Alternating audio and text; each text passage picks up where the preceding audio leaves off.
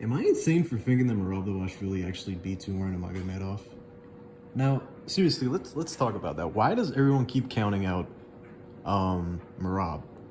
Like, I don't get it. Like, we've seen this guy wrestle, we've seen this guy fight, but for some odd reason, people are saying, "Oh, Dagestani like wrestling, man, Dagestani grappling, like his striking is so bad, good. Like this guy is just gonna give Merab problems. He's gonna win. He's gonna do this and that to him. Like it's gonna be 50-45 decision. Like what?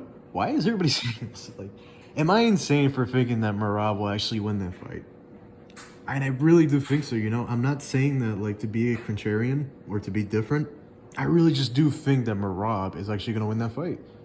And the way I think he does it is, I think he's gonna grapple him. I can even see him finishing him, honestly, which is obscure to say, especially about a Merab fight. Merab finishing anyone, like when's the last time that happened?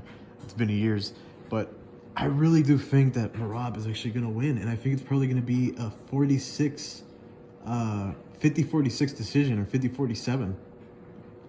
I really just can't see the way that Merab can be dominated like people say. Like I know some people will say, "Oh, the Sean O'Malley fight. Sean actually won 2 rounds up for Merab." And to those people, I have to say, what fight were you watching?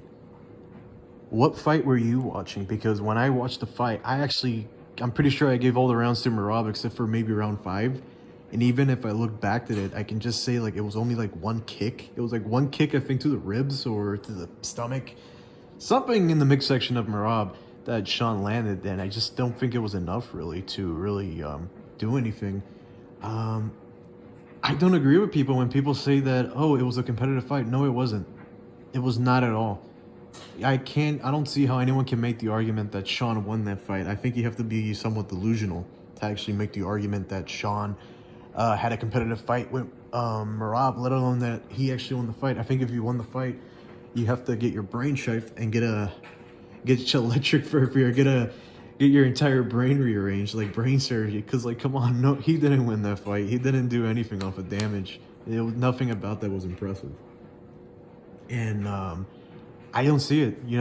When it comes back to the argument about Merab versus Umar, I just don't see how Umar can dominate him. I think Merab has monstrous cardio. I know his striking isn't that good, but when you combine his wrestling, his grappling, like I want to say that Umar might have the edge in grappling. Dagestani privilege and all that. He's probably grow up wrestling and doing that, but then again, probably so did Merab. But here's the thing, he's not as dangerous with his grappling as much as he is with his cardio, the way he utilizes his grappling. Like, how can you stuff 50, 60 takedowns? Kind of like Peter Yan. Peter Yan is like, I remember watching that fight and thinking Peter Yan was going to lit up Merab. This was before Merab like showed off his monstrous cardio, the brand new CEO of EPO, like, move over Kamaru Usman. When I saw that fight, I was like, move over Kamaru Usman. This guy has the best cardio in the entire UFC. Like, you gotta take away Kamaru Usman, you gotta take away Colby Covington, you gotta take away Max Holloway. Like, this guy is a real Leo with his cardio. And I just think that because of that cardio, that's going to be one of the main reasons why Umar is going to lose, and I just don't see it. I'm pretty confident in picking Merab Dvalishvili to beat Umar Nurmagomedov. I'm not one of those people that's going to be like, ooh, man, I think this guy is going to lose. He sucks. He's like, Umar, bro, whatever he wants, man. Like, he can do whatever he wants to Merab. And I'm like, that's the delusional thinking. Unless Umar is actually a lot better than we think, especially after seeing that Corey Sandhagen fight. But I always thought that Sandhagen was overrated. I mean, every time Sandhagen stepped up to the plate to try to like level up his career, he always loses. We saw it first with the Aljamain Sterling fight. We saw it later with the Peter Yan fight, and then we saw it with the Umar Nurmagomedov fight. It seems like Corey Sandhagen just can't put it together whenever there's a big fight.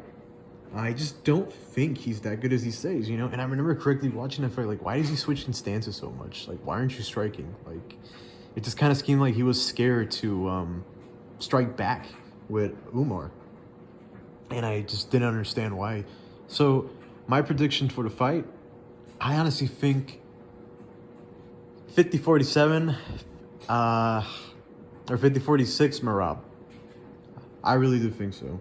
I just don't think it's going to be domination.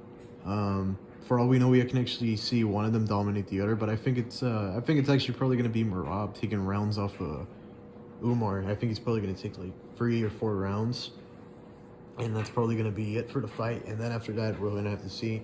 I could be wrong. I could see maybe Umar Nurmagomedov get a win. You know, it could be a knockout where his striking is really good, or he could get a decision, maybe even a submission. But I just don't see them. I just don't see them doing enough to put each other in a submission.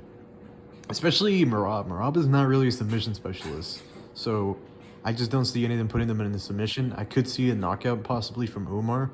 I just don't see a knockout from Merab. I don't see it. It have to be very extremely unlikely. I think if these guys win, it's going to have to be a decision. But who I think is going to win, I'm picking my pick, and it's going to be Merab Dvalishvili. That's my pick.